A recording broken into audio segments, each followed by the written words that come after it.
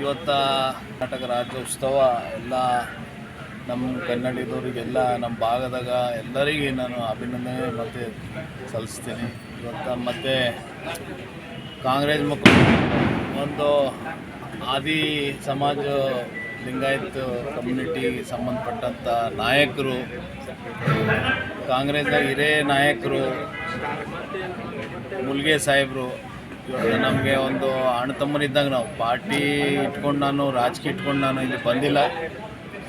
ಇವತ್ತೊಂದು as A brother ಅಂತ ನಾನು ಇವತ್ತು ಹುಟ್ಟುಹಬ್ಬ ಅಭಿನಂದನೆ ಮತ್ತು ಅವರಿಗೆ ವಿಶ್ ಮಾಡೋಕ್ಕೆ ನಾನು ಬಂದಿದ್ದು. ಇವತ್ತೊಂದು ಖುಷಿ ಆಗ್ತದೆ, ಯಾಕಂದರೆ ದೇವರು ಅವರಿಗೆ ಎಲ್ಲ ರೀತಿಯಲ್ಲಿ ಆರೋಗ್ಯ ಆಗಲಿ, ರಾಜಕೀಯದಲ್ಲಿ ಆಗಲಿ, ಮತ್ತು ಎಲ್ಲ ಅವ್ರ ಕುಟುಂಬದವ್ರಿಗೆ ಎಲ್ಲರಿಗೆ ಒಳ್ಳೆ ಆರೋಗ್ಯ ದೇವರು ಇಡಬೇಕಂತ ನಾವು ದೇವ್ರಿಗೆ ಪ್ರಾರ್ಥನೆ ಮಾಡ್ತೀನಿ. ಯಾಕಂದರೆ ಮುಲ್ಗೆ ಅವ್ರ ಬಗ್ಗೆ ಹೇಳ್ಬೇಕಂದ್ರೆ ಒಂದು ಸಮಾಜ ಹೋರಾಟಗಳು ಮತ್ತು ರಾಜಕೀಯದಲ್ಲಿ ಆಗಲಿ ಎಲ್ಲರ ಜೊತೆ ಪರ್ಸ್ನಲ್ ರಿಲೇಷನ್ ಭಾಳ ಒಳ್ಳೆ ರಿಲೇಷನ್ ಮೇಂಟೈನ್ ಮಾಡ್ತಾರೆ ಅಂತ ನಮ್ಮ ದಕ್ಷಿಣ ಮತಕ್ಷೇತ್ರದಾಗ ಹಿಂದಕ್ಕೆ ಅವ್ರನ್ನೂ ಒಂದು ಅಭ್ಯರ್ಥಿ ಆಗಬೇಕಂತ ಭಾಳಷ್ಟು ಕನಸುಗಳಿತ್ತು. ಯಾವುದೋ ಒಂದು ಕಾರಣಕ್ಕೆ ಅವ್ರ ಪಾರ್ಟಿ ಹೈಕಮಾಂಡು ವಿಚಾರ ಕಡೆಯಿಂದ ಅವ್ರಿಗೆ ಟಿಕೆಟ್ ತಪ್ಪಿತು. ಮತ್ತು ಅದೇ ನಾವು ದೇವ್ರಿಗೆ ಪ್ರಾರ್ಥನೆ ಮಾಡ್ತಾ ಮುಂದೆ ರಾಜಕೀಯದಾಗೂ ಅದೇ ರೀತಿಲಿ ಅವ್ರು ಬೆಳೀಲಿ, ಸಮಾಜ ಸೇವಕ್ಕಾಗಿ ಅವ್ರು ಬೆಳೀಲಿ ಅಂತ ನಾವು ದೇವ್ರಿಗೆ ಒಂದು ಪ್ರಾರ್ಥನೆ ಮಾಡ್ತೀನಿ ಅಂತ ಇಷ್ಟಪಡ್ತೀನಿ.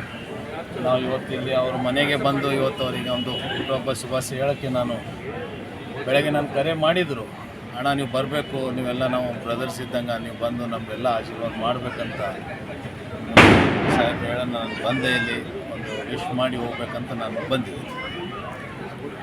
ತಾರೀಕಿಗೆ ನಮ್ಮೆಲ್ಲರೂ ಕೂಡ 70ನೇ ಕನ್ನಡ ರಾಜ್ಯೋತ್ಸವದ ಹಾರ್ದಿಕ ಶುಭಾಶಯಗಳು. ನವೆಂಬರ್ 1ನೇ ತಾರೀಕು ಅಂದರೆ ಇಡೀ ಕನ್ನಡ ರಾಜ್ಯ ಕನ್ನಡ ರಾಜ್ಯೋತ್ಸವ ಆಚರಣೆಯನ್ನು ಮಾಡ್ತಾರೆ. ಅದರ ಜೊತೆಯಾಗಿ ಇವತ್ತು ಶ್ರೀರಾಮ್ ಮೋದಿಯವರು ಅವರ 55ನೇ ಒಂದು ಹುಟ್ಟುಹಬ್ಬ. ಅವರು ಕೂಡ ಯಾವಾಗಲೂ ಜನರ ಪರವಾಗಿ, ಜನರಿಗಾಗಿ, ಜನರಿಗೋಸ್ಕರ ಒಬ್ಬ ವ್ಯಕ್ತಿ. ಅವರು ಪ್ರತಿಯೊಂದು ಜನರ ಜೊತೆ ಇರ್ತಕ್ಕಂಥ ಒಂದು ಕಾರ್ಯಕ್ರಮದಲ್ಲಿ, ಅತಿ ಹೆಚ್ಚಿನ ಕಾರ್ಯಕ್ರಮದಲ್ಲಿ ಭಾಗಿ ನಮ್ಮ ಜಿಲ್ಲೆಯಲ್ಲಿ ಯಾರಾದರೂ ಆಗ್ತಾರೆ ಅಂದರೆ ಮೋದಿ ಅಂತ ಹೇಳಿದ್ರೆ ತಪ್ಪಾಗಲ್ಲ. ಅವರು ಪ್ರತಿಯೊಂದು ಜನರ ಒಂದು ಸುಖದಲ್ಲಿ, ದುಃಖದಲ್ಲಿ, ಸಾರ್ವಜನಿಕರ ಕೆಲಸಗಳಲ್ಲಿ ಯಾವಾಗ ಕೂಡ ಭಾಗಿಯಾಗ್ತಕ್ಕಂಥ ಒಬ್ಬ ವ್ಯಕ್ತಿ. ದಿವಂಗತ ಧರಮ್ ಸಿಂಗ್ ಸಾಹೇಬರು ಹಾಗೂ ನಮ್ಮ ಅಖಿಲ ಭಾರತ ಕಾಂಗ್ರೆಸ್ ಸಮಿತಿಯ ಅಧ್ಯಕ್ಷರಾದ ಸನ್ಮಾನ ಮಲ್ಲಿಕಾರ್ಜುನ್ ಖರ್ಗೆ ಸಾಹೇಬರು ಭಾಳ ಆಪ್ತರು. ನನಗೆ ಸುಮಾರು ಒಂದು 35-40 ವರ್ಷದಿಂದ ನಾಲ್ಕೊಂಡು ಬಂದಿದ್ದಾರೆ. ಜನರ ಜೊತೆ ಬೆರೆತುಕೊಂಡು ಜನರಿಗಾಗಿ ಏನಾದರೂ ಒಂದು ಕೆಲಸ ಇದ್ದರೂ ರಾತ್ರಿ 12 ಗಂಟೆ ಅವ್ರು ಏನಾದರೂ ಒಂದು ಕೂಡ ಆದರೂ ಕೂಡ ಕೆಲಸ ಮಾಡ್ತಾರೆ ಇದೆ. ಇವತ್ತು ಜನಸಂಖ್ಯೆಯಲ್ಲಿ ಜನ ಬಂದಿದ್ದಾರೆ ಅಂದರೆ ಇದು ಏನು ತೋರಿಸ್ತದೆ ಅಂದರೆ ಅವ್ರ ಮೇಲೆ ಜನರಿರ್ತಕ್ಕಂಥ ಒಂದು ಪ್ರೀತಿ ತೋರಿಸ್ತದೆ. ಸೊ ಮುಂದೆ ಬರ್ತಕ್ಕಂಥ ದಿನಗಳಲ್ಲಿ ಅವ್ರಿಗೆ ಪಕ್ಷ ಏನೋ ಒಂದು ಹೆಚ್ಚಿನ ಒಂದು ರೀತಿಯನ್ನು ಒಂದು ಗುರುತಿಸಿ, ಯಾಕಂದರೆ ಅವರು ಯಾವಾಗಲೂ ಚುನಾವಣೆಯಲ್ಲಿ, ನಾನು 2010ರಲ್ಲಿ ಇಲ್ಲಿ ಚುನಾವಣೆ ನಾನು ನಿಂತಾಗ ನಿರಂತರವಾಗಿ ಅವರು ಕೆಲಸವನ್ನು ಮಾಡಿದ್ದಾರೆ.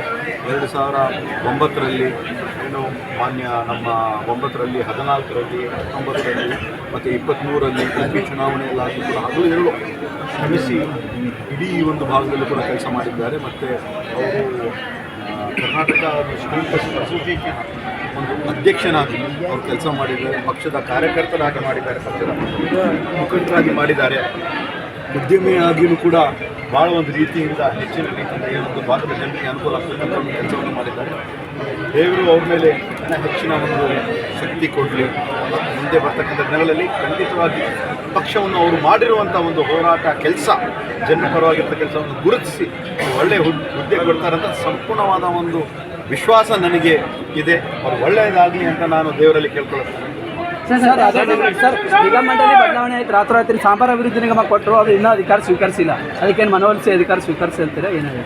ನಾವು ಮಾತಾಡಿದ್ದೀವಿ. ಇದು ಇವಾಗ ಏನಿತ್ತು ಅಂದರೆ ನಮ್ಮ ಭಾಗದ 2 ಕಣ್ಣು ಅಂದರೆ ದಿವಂಗತ ಧರಮ್ ಸಿಂಗ್ ಸಾಹೇಬರು ಒಂದು, ಮತ್ತು ಮಲ್ಲಿಕಾರ್ಜುನ್ ಖರ್ಗೆ ಸಾಹೇಬ್. ಮಲ್ಲಿಕಾರ್ಜುನ್ ಖರ್ಗೆ ಸಾಹೇಬ್ರೂ ಕೂಡ ಅವರು ಸ್ವಲ್ಪ ಅವರು ಕೂಡ ಆರಾಮಿರಲಿಲ್ಲ. ಒಂದು ದಿವಸ ಹೋಗಿ ಅವ್ರಿಗೂ ಕೂಡ ನಾವು ಭೇಟಿಯಾಗಿ ಆ ಒಂದು ರೀತಿಯಿಂದ ಮುಂದೆ ಇರ್ತಕ್ಕಂಥ ಮಾಡಬೇಕು ಅಂತ ಮಾಡ್ತಾರೆ.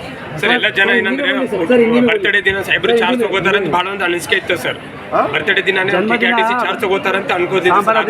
ಅಧಿಕಾರ ಸ್ವೀಕಾರ ಮಾಡ್ತಾರಂತ ಕಾಂಗ್ರೆಸ್ ವಾಪಸ್ ಲೇ ರही है ऐसी बातें हो रही है सर.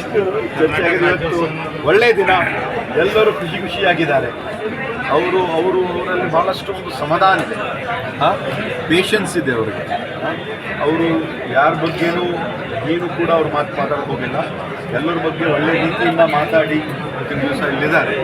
ದೇವರವರು ಒಳ್ಳೆ ರೀತಿಯಿಂದ ತಾಳ್ಮೆ ಕೊಟ್ಟಿದ್ದಾರೆ. ಯಾರ್ಯಾರಿಗೆ ತಾಳ್ಮೆ ಕೊಡ್ತಾರೆ ಅವ್ರು ಒಳ್ಳೆ ಪ್ರತಿಭಟನೆ ಮಾಡ್ತಿದ್ದಾರೆ. ಅವ್ರ ಅಭಿಮಾನಿಗಳು ಪ್ರತಿಭಟನೆ ಮಾಡ್ತಿದ್ದಾರೆ. ಅವ್ರಿಗೆ ಏನಂತ ಮನವಿ ಮಾಡ್ತಾರೆ ಅವ್ರ ಅಭಿಮಾನಿಗಳೆಲ್ಲ ಸ್ವಲ್ಪ ಅವ್ರಿಗೂ ಕೂಡ ನಾನು ವಿನಂತಿ ಮಾಡ್ತೀನಿ, ಒಳ್ಳೆ ದಿನ ಬರ್ತದೆ ಮುಂದೆ ಇರ್ತಕ್ಕಂಥ. ಯಾಕಂದ್ರೆ ಯಾರು ಕಷ್ಟಪಟ್ಟಿರ್ತಾರೆ ಅವ್ರಿಗೆ ಅದು ಫಲ ಸಿಗ್ತದೆ. ಅದರಲ್ಲಿ ಎರಡು ಮಾತಿಲ್ಲ ಸರ್. ಕಾಯ್ಬೇಕಾಗ್ತದೆ ಸರ್ ಧರ್ಮಸಿಂಗ್ ಈ ಥರ ಅನ್ಯಾಯ ಆಗ್ತಿರಲಿಲ್ಲ. ತಮ್ಮ ಸಾರ್ವತ್ರಿಕವಾಗಿ ತಮ್ಮ ವೃತ್ತಿಯೊಂದಿಗೆ ಸಾರ್ವಜನಿಕವಾಗಿರ್ತಕ್ಕಂಥ ಕೆಲಸಗಳಲ್ಲಿ ನಿರಂತರವಾಗಿ ತೊಡಗಿರ್ತಕ್ಕಂಥವ್ರು. ಅವರು ಅತ್ಯಂತ ಪ್ರತಿಭಾವಂತಿದ್ರು ಕೂಡ, ಎಷ್ಟೋ ವಿಚಾರ ತಿಳ್ಕೊಂಡ್ರು ಕೂಡ ಬಹಳ ಮೈಂಡ್ ಆಗಿರ್ತಕ್ಕಂಥ ದೊಡ್ಡ ವ್ಯಕ್ತಿತ್ವ ಮೂಲಿಗೆಯವರು. ಅಂತ ಮೂಲಿಗೆಯವರು ಇವತ್ತು ರಾಜಕೀಯದಲ್ಲಿ ಅನೇಕ ಅವಕಾಶಗಳನ್ನ ತಪ್ಪಿಸ್ತಕ್ಕಂಥದ್ದು, ಅಚಾನಕ ತಪ್ಪಿರ್ತಕ್ಕಂಥದ್ದು, ಇದೆಲ್ಲನೂ ಕೂಡ ಅವರು ಅನುಭವಿಸಿದ್ರು. ನಾನು ಕೂಡ ಮಾತುಗಳಾಗಿರ್ತಕ್ಕಂಥ ಒಂದು ನೋವನ್ನು ಕೂಡ ನಾನು ಅನುಭವಿಸಿದ್ದೀನಿ. ಆದರೂ ಕೂಡ ನಮ್ಮ ಸಂಘರ್ಷವಾಗಿರ್ತಕ್ಕಂಥ ಜೀವನ, ಇವಕ್ಕೆಲ್ಲನೂ ಕೂಡ ನಾವು ಅಷ್ಟು ಆಸೆ ಪಟ್ಟು ಕೂಡಲಾರದೆ ನಮ್ಮ ಏನು ಬದ್ಧತೆ ಇದೆ, ನಮಗೆ ನಾವು ಏನು ನಂಬ್ಕೊಂಡಿದ್ದೀವಿ ಆ ವಿಚಾರಕ್ಕೆ ಮತ್ತು ಈ ಒಂದು ಸಮಾಜದಲ್ಲಿ ಸೌಹಾರ್ದತೆ ಮತ್ತು ಶಾಂತಿ ಮತ್ತು ಬಂಧುತ್ವವನ್ನು ತರಲಿಕ್ಕೆ ಪ್ರಾಮಾಣಿಕವಾಗಿರ್ತಕ್ಕಂಥ ಪ್ರಯತ್ನ ನಮ್ಮ ಮೂಲಿಗೆಯವರು ಮತ್ತು ನಮ್ಮ ಎಲ್ಲರೂ ಕೂಡ ಸದಾಕಾಲ ಇರ್ತದೆ ಅಂತ ಹೇಳಿ ನನಗೆ ಅವರು ಹುಟ್ಟುಹಬ್ಬಕ್ಕೆ ಇನ್ನೊಂದು ಶುಭಾಶಯವನ್ನು ಕೋರಿ ನಾನು ಎರಡು ನುಡಿಗಳನ್ನು ಮುಗಿಸ್ತೀನಿ.